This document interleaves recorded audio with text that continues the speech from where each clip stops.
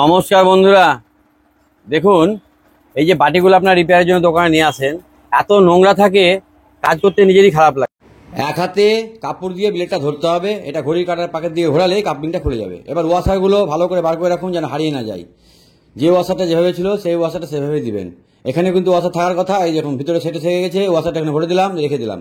এবার কি করতে হবে, এইবার এখানে একটু বাসন সাবান দেন, দেওয়ার পরে কাবার দিয়ে ঘষে ঘষে একদম পরিষ্কার করুন।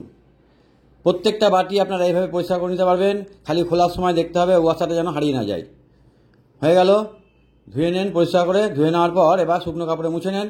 এই দেখুন এখানে ওয়াশার যেভাবে ছিল সেভাবে থাকলো। একটু নারকেল তেল দিব আমি এখানে, দেওয়ার পরে এটা বুশের মধ্যে ভরে দিলাম।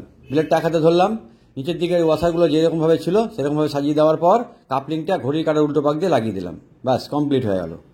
এভাবে আপনারা পরিষ্কার করে নিতে পারবেন। সকলে ভালো থাকবেন, সুস্থ থাকবেন। শেষ করলাম।